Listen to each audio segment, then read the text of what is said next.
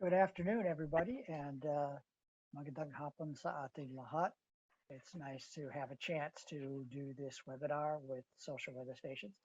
Um, all of us speaking in this webinar are members of the board of social weather stations, but social weather stations as an institution ought not be blamed for any of the opinions expressed here. The group of us thought it might be worthwhile to issue sort of a warning, an audience warning. The following materials contain considerable numbers of statistics and analyses, and so viewer caution is advised. This is a statistical analysis that we've been trying to do of these questions. Um, Next slide to get started. Presidential systems, we're talking about how to evaluate presidents in general. Presidential systems, because the chief executive is elected directly, tend to have cycles in the citizenry's evaluation of that chief executive. And these are very important politically and for governance because the way presidents operate, they tend to have more political clout when they're popular. They're more able to persuade members of the legislature or subordinates to do things their particular way. So it's a very important question of how citizens are evaluating their presidents between elections. Now, comparison among countries can be complicated by many different wordings of this evaluation question. Some people ask for the approval. Some people ask for favorability. Some people ask, what is your rating? They can ask, what is your trust? And what is being evaluated can be the president's management, their job, their work, their performance, their image. So a number of different question wordings can be done, and it is difficult in doing survey research to compare questions with different wordings. There's an interesting article recently by Ryan Carlin et al. About public support for Latin American presidents in 18 different countries. And they did statistical analysis in order to produce the cyclical curves that we'll see in the next slide. In short, they looked for some underlying factor that helped bring together all the different possible kinds of wordings into one similar sort of evaluation. Back up for a second. Previous slide, please. Last slide, Leo.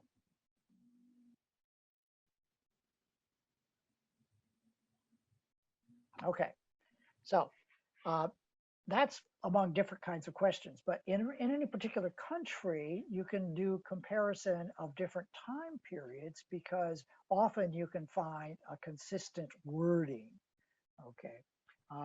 So that in the United States, where this is most developed, the longest time series comes from the Gallup organization, which was founded back in the 1930s by George Gallup, which has been asking since then, do you approve or disapprove of the way X is handling his job as president?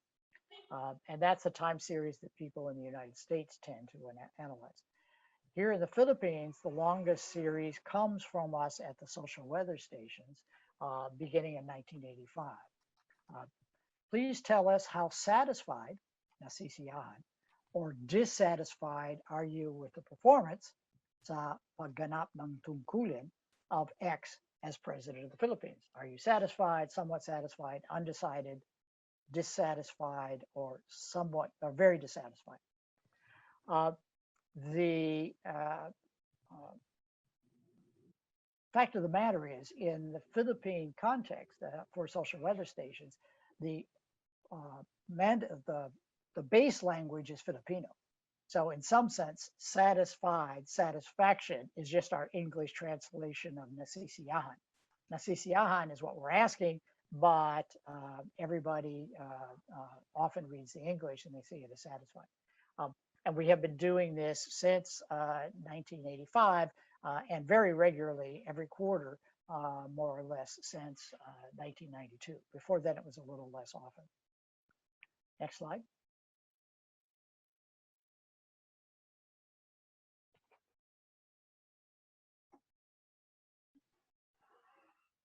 Next slide, please. Okay. Now, in general, what people find is there is a cycle in the presidential evaluations. At the beginning of their term, after the election, there tends to be a high, what's called a honeymoon level generally. But this goes into decline over time, but often gets all the way down to the bottom and then comes back a little up as the election is coming and people are hoping. If the figure on the right is the statistical modeling that we mentioned about many US presidents and 18 countries in Latin America. And you can see that it goes down and it comes up. The figure 0 on the horizontal axis means the beginning of the presidential term, and 1 is at the end of the presidential term. And you can see that particularly for Latin America, there's definitely a bottoming out.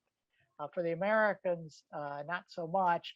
And to be fair, the fact of the matter is that in the United States, this may be going away because of the hardening of the partisanship. The ratings for President Trump didn't move very much through his entire term from the beginning to the end. And we'll see what happens with President Biden in the United States, but he didn't have much of a honeymoon. He didn't have a very high rating. Next slide, please. Okay, so what is this, what's causing this? Why does the honeymoon wear off? Now, a number of different explanations have been put forward and tested in various ways and so on.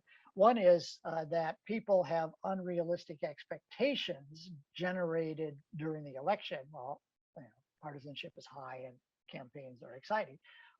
They have unrealistic expectations of the performance of the president, but that begins to go down as they get disillusioned with it. The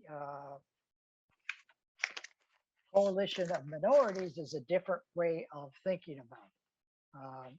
They are, idea is that in a presidential campaign, there is a grouping of people to get a president elected. And then as the president governs, people get disillusioned for various reasons. They're not successfully addressed or a decision goes a different way. What explains the upward and downward deviations from the overall trend? Okay. The obvious one that has been debated a lot is economic factors. And in some of the analyses, gross domestic product makes a difference. In others, inflation makes a difference. In others, neither makes a difference. Any particular set of data, you can take a look at and see whether or not the economic factors have an effect. Particular events might also have an effect. Disasters reflect poorly on the leadership, or true successes can reflect well on the leadership. The general theory in political science is that presidents get too much credit when things go well and too much blame when they go badly, so that could drive it. There's also a phenomenon that's called rally around the flag, when events cause an upsurge of patriotism. And the fact of the matter is that there was an enormous surge of popularity of George W. Bush after 9/11. It just went to the roof. I was as a matter of fact, suddenly reminded during doing this work on this webinar that back in 1970, I was looking for the issue of rally around the flag in the data relating to the 1968 Tet Offensive in the war in Vietnam, which means that I've been doing this for 50 years, which is either impressive or depressing, depending on your viewpoint. Anyhow, particular presidents or administrations tend to have different levels, okay? So in order to make them comparable, the graph on the previous slide is called mean centered, so that they center it on the mean of that country to make trends comparable across administrations. Next slide, please. Here you see the graph that typically comes out from social weather stations, net satisfaction. In order to make the graph simple, rather than presenting all 5 categories, we just subtract the dissatisfied from the satisfied. Both categories of dissatisfied and both categories of satisfied, very satisfied and satisfied versus dissatisfied and very dissatisfied. And you can see that in the Corazon Aquino administration, there was a general downward trend from very high levels after the 1986 People Power Revolution down towards the election in 1992. And there's a lot of events there, but those will be discussed by my colleague, Jorge Tigno. Ramos went down to a nadir back in 1995 with a couple of crises going on there, but then he recovered. Joseph Estrada didn't last very long because he fell quite quickly and got impeached and removed. President Arroyo never had a real honeymoon because she wasn't elected. She ascended into power in an extra constitutional fashion by a decision of the Supreme Court, which ratified it. But we do see that even given the low starting point, her popularity did trend down over time. Noynoy Aquino started high. He had a fairly long honeymoon, up until then, the longest honeymoon, 3 3/4 years. But then hit a nadir back in 1995, and then recovered some before the election. What we can see here, though, is that President Duterte has remained at honeymoon levels throughout his term of office. So what we are trying to do is ask the question, why? Why is it? What are the factors that lead to people's satisfaction or dissatisfaction with President Duterte? And to elaborate on how we've been trying to do that and the events in President Duterte's term, we turn to my colleague, Jorge Tigno.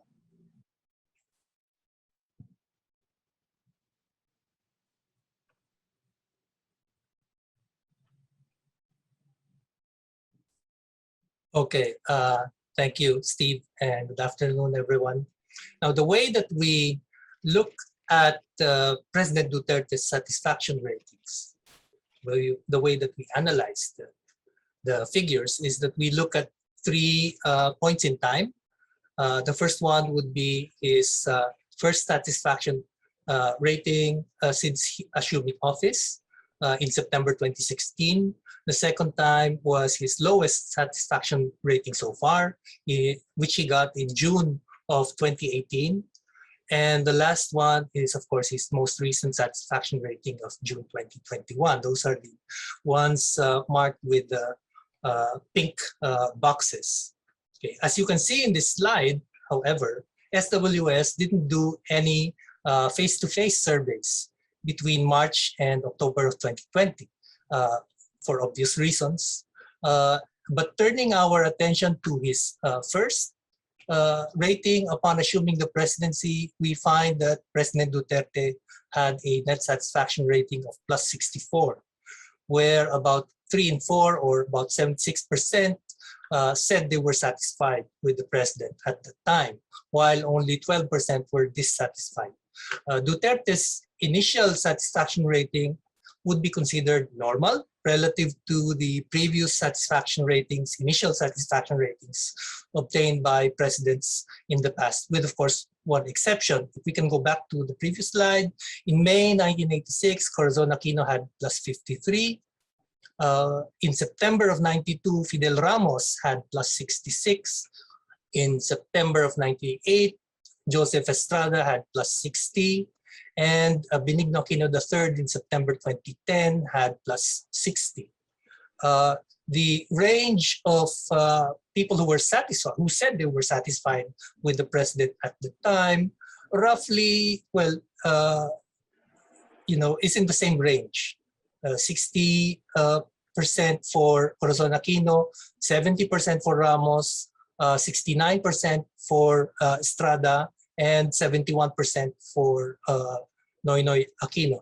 Gloria Macapagal Arroyo, the outlier, in March 2001, right after EDSA DOS, had plus 24 a net satisfaction, with only 42% saying they were satisfied. And when she was elected president, she had plus 26 net satisfaction in June of 2004.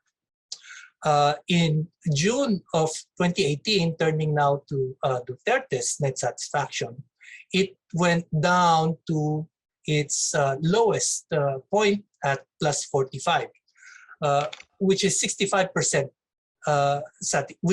in which 65% said were satisfied.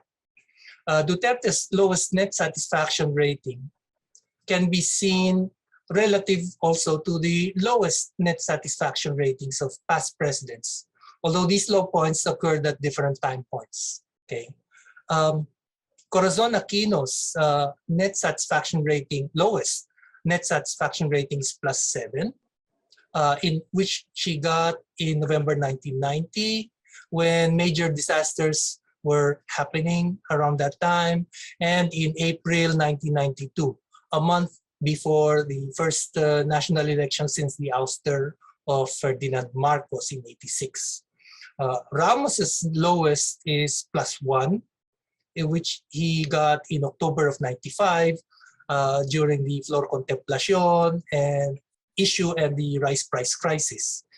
Estrada's is plus 5, which he got for 2 consecutive quarters in December '99 and March of 2000, 1 year before his term abruptly ended, because Estrada would later be impeached later that same year in 2000.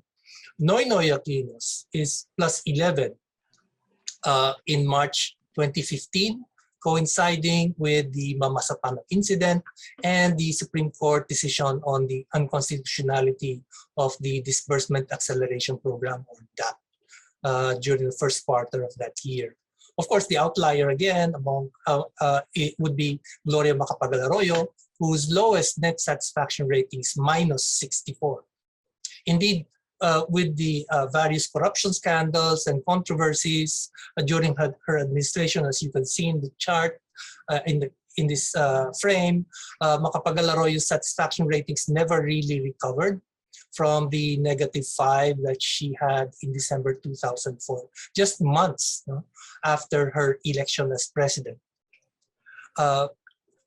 Another thing that needs to be qualified with regard to Duterte's lowest net satisfaction rating in June of 2018 was that it was preceded by 2 quarters, 2 quarters earlier rather, preceded by his biggest rating dip.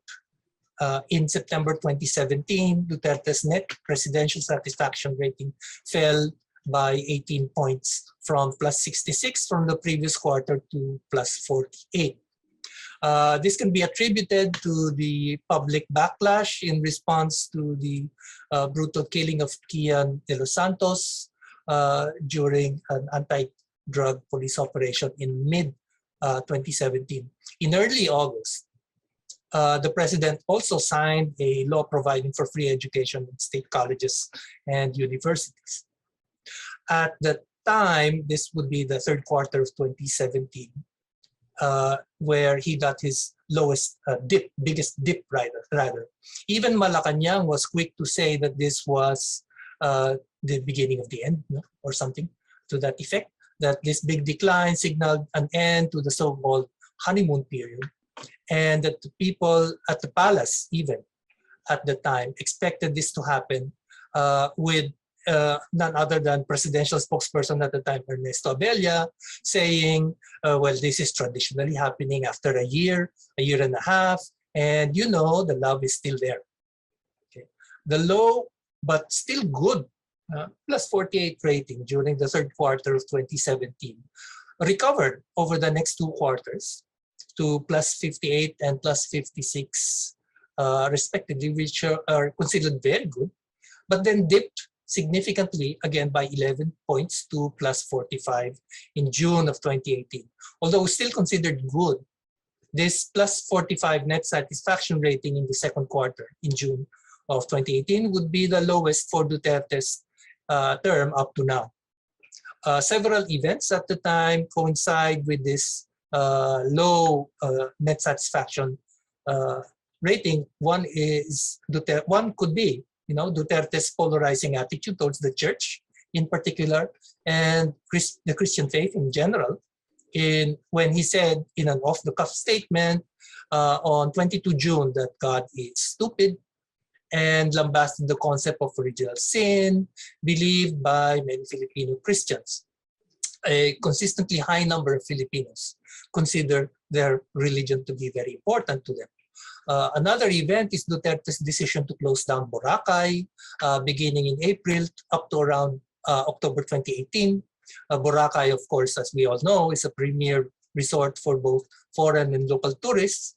And the closure not only affected tourist arrivals, which earned a lot of money for the island and for the country, but also led to the loss of livelihoods, the livelihoods of many Filipinos. And then in May of 2018, there's the removal of Maria Lourdes Sereno as Supreme Court Chief Justice by virtue of a co-warrant of petition filed by Duterte's close friend, Solicitor General Jose Calida. Nevertheless, one can say that satisfaction is still high or good in SWS terminology, even though it was his lowest net rating at the time. Finally, in June of 2021, or about 1 year before his term ends, President Duterte's net satisfaction rating was plus 62, with 75% satisfied. Obviously, the biggest issue during this time and up to now would be the pandemic and the quarantine lockdowns going on in varying degrees in various parts of the country for more than a year already. By June of 21, the number of COVID-19 cases in the country had risen to over 1.4 million, with total deaths at over 24,000. This was the time when the daily infection rate had stabilized in the 1,000-figure range. Okay. If we look at the beginning of the final year of past presidents, okay, we see lower net satisfaction ratings compared to the ratings when they first assumed office. In April 91, Corazon Aquino's net satisfaction was plus 24 from plus 53 during her first year in office. Ramos's was plus 49 in June of 97 versus his first net satisfaction of plus 66. And Noynoy Aquino's was plus 30 in June of 2015 versus plus 16 that he got during his first term in office, first year in office. The outliers here are Macapagal-Arroyo and Estrada. Estrada, of course, as mentioned by Steve, never finished his term. But 1 year before the abrupt end of that term of his, he had his lowest net satisfaction rating, as I mentioned earlier, of plus 55. Plus 5 rather. Arroyo's net satisfaction rating 1 year before her term ended was negative 31 in June of 2009.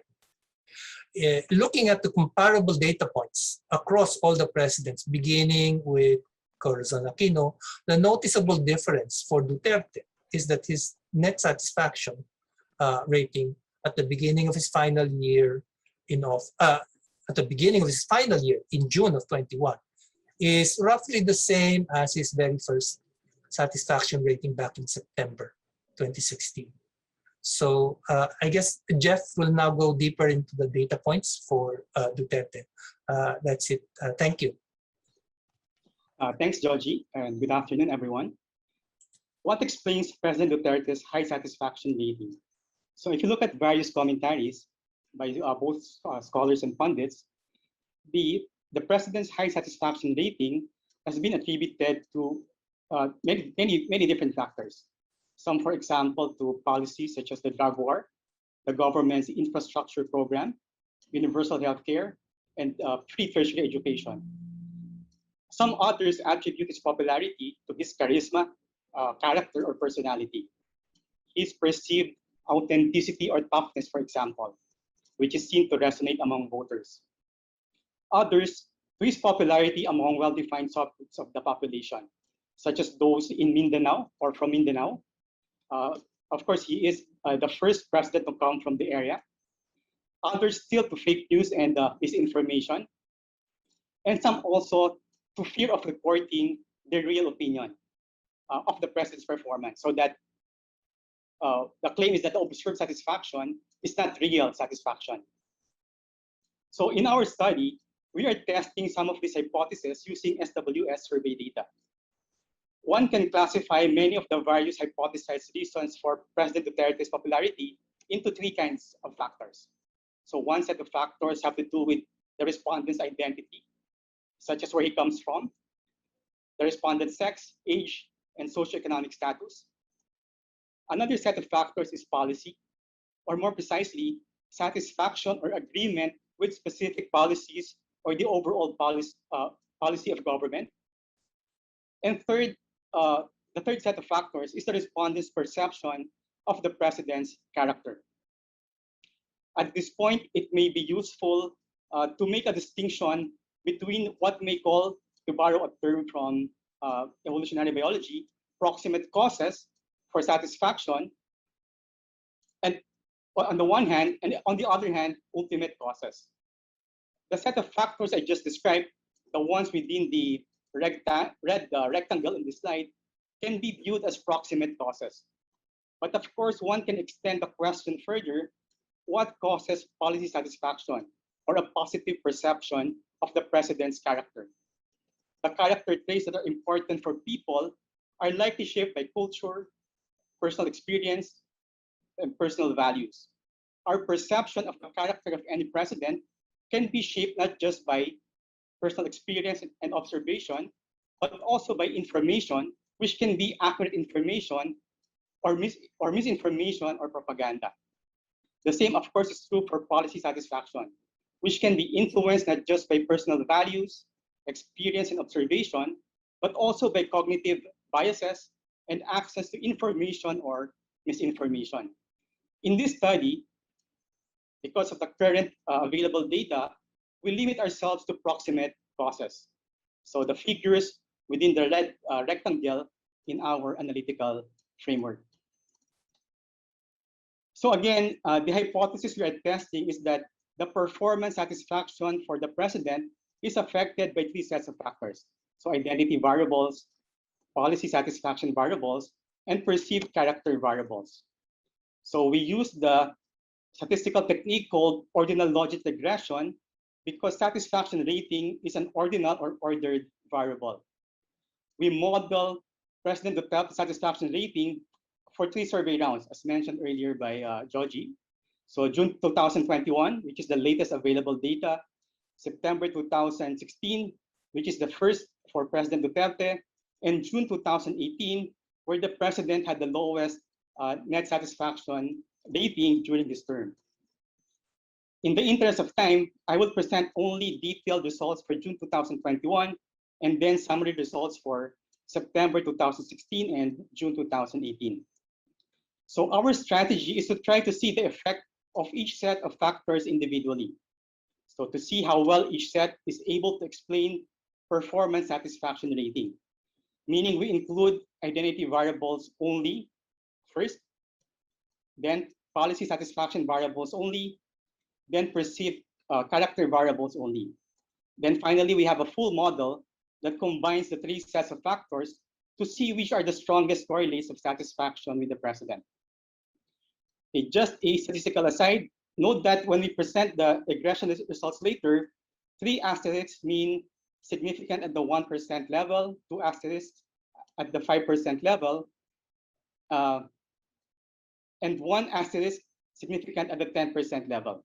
So if you recall from your statistics, the smaller the significance level, the better, meaning it is less likely that the observed relationship is an accident of the sample. So I will go first to the variable definitions. So the dependent variable is performance satisfaction rating with President Duterte. It takes on three possible ordered values, -1, 0, 1, representing respectively dissatisfaction, being undecided, and satisfaction. For the identity variables, we include the following. Local, meaning whether the respondent resides in an urban or rural area. Area of residence, which can be any of NCR, Balance Luzon, Visayas, or Mindanao. The sex of the respondent, the age group of the respondent, the education level of the respondent, the self-rated poverty status of the respondent, and the experience of hunger of the respondent. So the latter two variables proxying additionally for socioeconomic status. For policy satisfaction variables, we include the respondent satisfaction rating for the national administration on the following policy issues. So these are the variables available in the survey: helping the poor, controlling prices, fighting hunger, taking care and curing of COVID patients, and ensuring that Filipinos will be vaccinated against COVID. In addition, the June 2021 survey contained an item on the respondents' view on the bloodiness of President Duterte's drug war, whether the respondent agreed or disagreed that President Duterte's drug war is too bloody. So we added this as a policy satisfaction variable.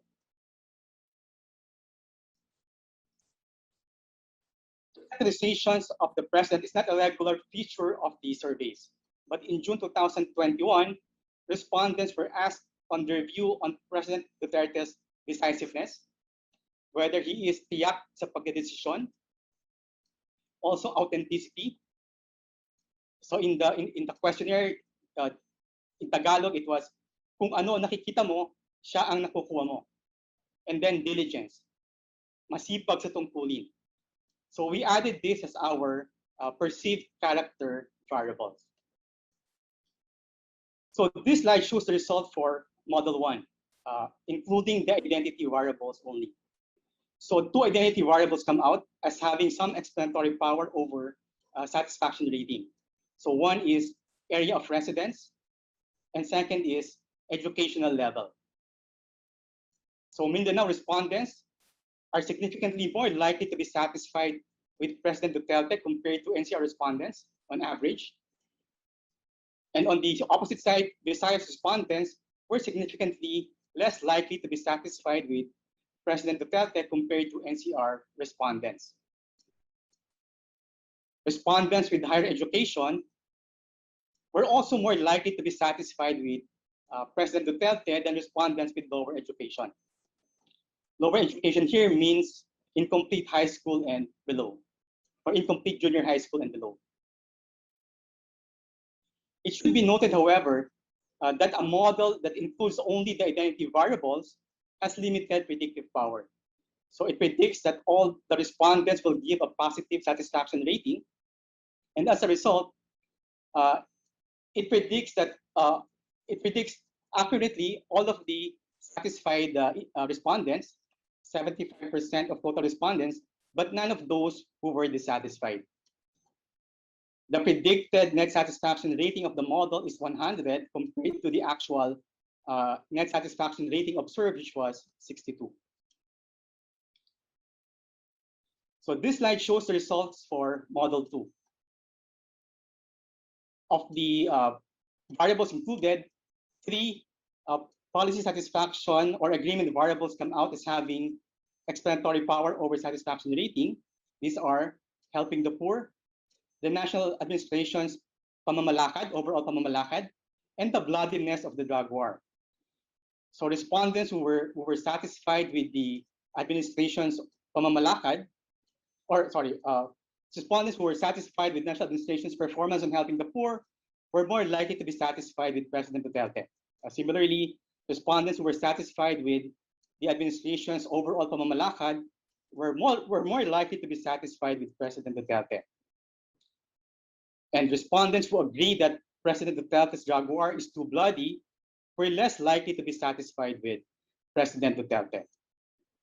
Model 2, which again includes only the policy satisfaction variables, has better predictive power than Model 1. It correctly predicts 38% of those not satisfied, apart from correctly predicting 97% of those who were satisfied. Overall, the model is able to correctly predict the categories of 78% of the respondents. The predicted net satisfaction rating of the model is 82 compared to the actual 62. So this slide shows the results for Model 3. All three perceived character variables come out as having explanatory power over satisfaction rating. Respondents who think President Duterte decisive are more likely to be satisfied with him. Respondents who think President Duterte authentic are more likely to be satisfied with him, although with a lower level of significance. Respondents who think President Duterte diligent are more likely to be satisfied with him as well. Although there are only three perceived character variables in the model, Model 3 has better predictive power than Models 1 and 2. It correctly predicts 45% of those not satisfied, apart from correctly predicting 99% of the satisfied. Overall, the model is able to correctly predict the categories of 80% of the respondents. The predicted net satisfaction rating of the model is 62 against the actual, is 82 against the actual 62. So this slide shows the full model. Because of space constraints, we only show the variables that were statistically significant. Although in the actual regression, the other variables, even those who are not, which are not significant, are also included. So three identity variables come out: area of residence, education level, and age group. Again, Mindanao respondents were more likely to be satisfied with President Duterte. The youth, 18 to 24, compared to 25 to 39 and 60 plus, were more likely to be satisfied with President Duterte. And those with better education were also more likely to be satisfied with President Duterte. Two policy satisfaction variables come out, helping the poor and pamamalakad. Respondents who were satisfied with the administration's performance in helping the poor, again, were more likely to be satisfied with President Duterte. Respondents who were satisfied with the administration's pamamalakad were more likely to be satisfied with the president. Two perceived character variables come out: decisiveness and diligence. Respondents who think President Duterte is decisive are more likely to be satisfied with him. Respondents who think President Duterte is diligent were more likely to be satisfied with him as well.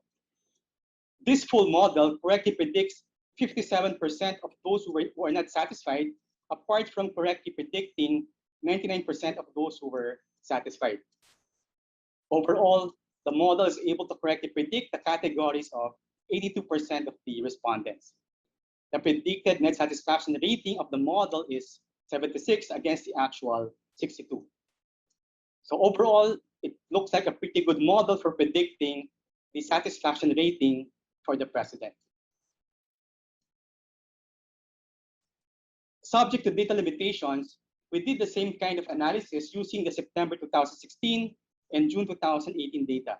So this slide and the next two slides show a comparison of the full model results for the three survey waves. In all waves, Mindanao was positive and significant. In the September 2016 wave, men were significantly more likely than women to be satisfied with President Duterte. This gap has narrowed over time. In September 2016, the youth were the least satisfied with President Duterte. But by June 2021, the youth were the most satisfied with him. We don't know all the factors, but perhaps the free tertiary education law mentioned by George earlier has played a role. In the first and third waves, those with higher education were also more likely to be satisfied with President Duterte. In September 2016, the poor and those on the line were less satisfied with President Duterte compared to the non-poor. This was not the case anymore in June 2021. Hunger only figured in June 2018, where interestingly enough, those who experienced hunger were more likely to be satisfied with President Duterte. This slide shows a comparison of the policy variables across three waves. The pamamalakad variable comes out highly significant in all three waves. The effectiveness of the drug war variable was significant in the first and second waves, but unfortunately, that variable was not included in the third wave. Instead, what was included, as mentioned earlier, was the bloodiness of drug war variable, and it did not come out as significant anymore in the full model. In the first wave, defense policy also came out, and as we saw earlier, in the third wave, helping the poor also came out. The third wave, of course, is already the time of the pandemic when many households have come to rely on ayuda, which perhaps accounts for the difference.